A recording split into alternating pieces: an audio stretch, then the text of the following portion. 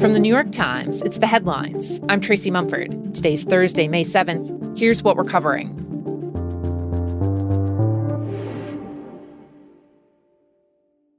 Paint me a picture of how you manage fuel costs since the war and the spike in prices. I mean, I was paying well below $3. And then, let me see, within a week, it jumped up a damn near $1. Across the U.S., gas prices keep ticking up, but the weight of that burden is not hitting everyone equally.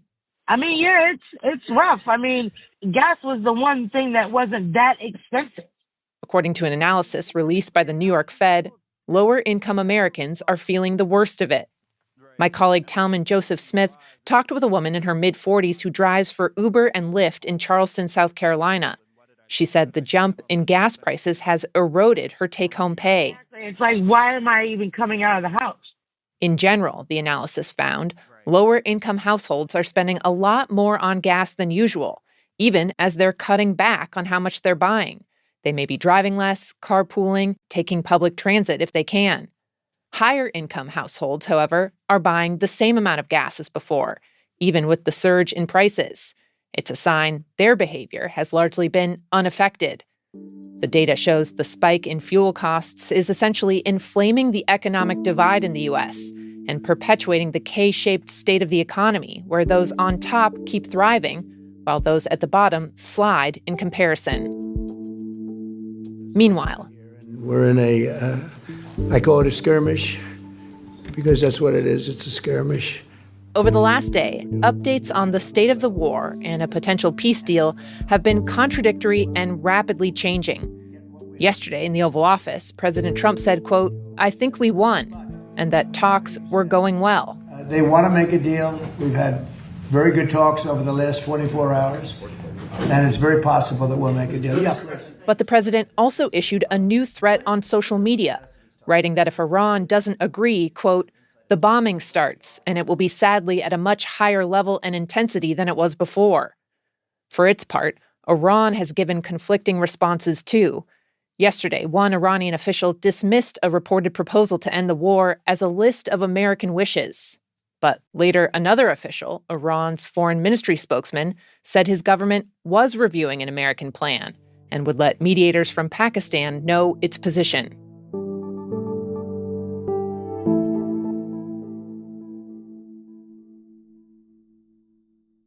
In the West Bank, experts say that extremist Israeli settlers are using the U.S.-Israeli war with Iran as a chance to intensify attacks on Palestinians.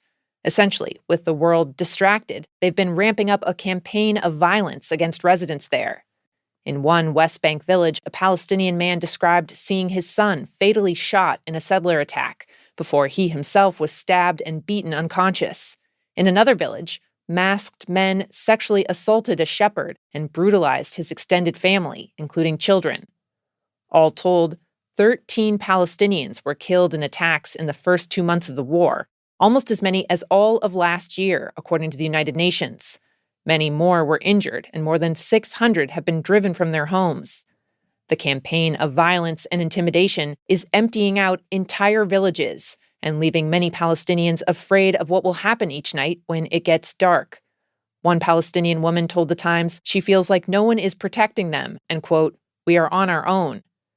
The Israeli military is supposed to maintain order in the West Bank, but several commanders told The Times they struggle to get their troops to take action, in some cases because the soldiers sympathize with the settlers. When it comes to investigating the attacks, that falls on the Israeli police. They say they've made several arrests, but Times reporting has shown they've long failed to bring settlers to justice. The police also denied that there's been a surge in attacks.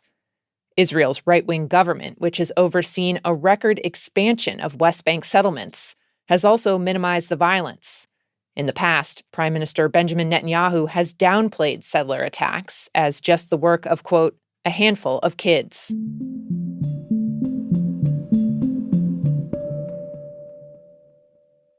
And when those early days were rough, did you keep the faith? Did you always think this would make it? Never questioned it. I knew it was going to be a hit from before it went on the air.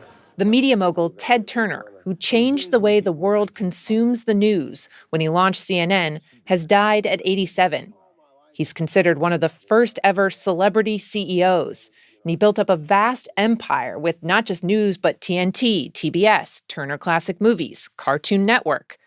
Turner got his start as a teenager painting billboards for his father's advertising company in Georgia. And later, as a businessman, he developed a reputation for being brash, self-aggrandizing, and taking astounding risks, going into debt to buy his first TV station, as well as the Atlanta Braves and the entire catalog of classic MGM movies. And some of those bets paid off big. He was the kind of person who just went big for everything, telling a journalist at one point he wanted his legacy to be on par with that of Alexander the Great, Napoleon, Gandhi. In an extraordinary act of philanthropy, he donated more than $1 billion to the United Nations. But he also drew backlash over the years for using ethnic and racial slurs, and he developed a reputation for controversy, at one point befriending Fidel Castro, reportedly saying, "He's like me, a dictator." The most significant piece of his legacy, though, dates back to 1980. Ready, camera 3, one center up. Good evening, I'm David Walker. And I'm Lois Hart. Now here's the news. That's when he launched his signature creation, the Cable News Network, or CNN. In some sense, we are all living in Ted Turner's world.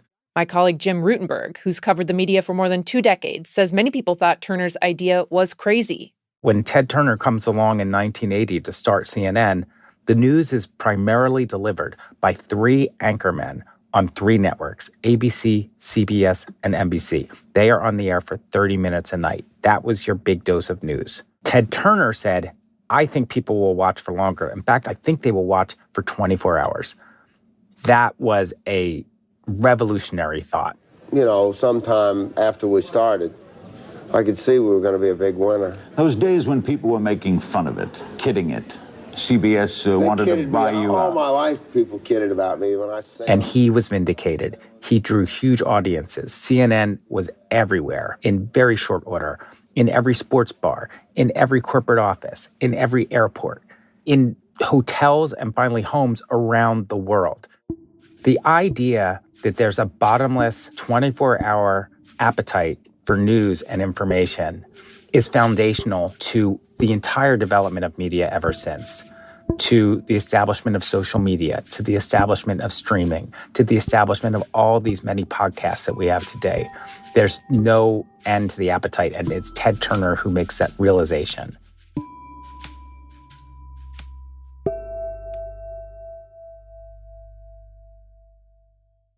And finally, America has been undergoing a great undamming. According to the nonprofit group American Rivers, last year, more miles of the country's waterways were reconnected thanks to dam removals than at any other time in history. That involved removing more than 100 dams in 30 states and reconnecting almost 5,000 miles of waterways. The country is scattered with tens of thousands of dams that have been built for all kinds of purposes, both practical, to generate power or irrigate farms, and recreational, for fishing or swimming. But many are increasingly obsolete, making them a liability for people and the environment. One dam expert told The Times that in many places there's been bipartisan support for tackling the issue. When dams are removed, the resulting free-flowing waterways are healthier, cooler, and serve as a vital habitat for fish.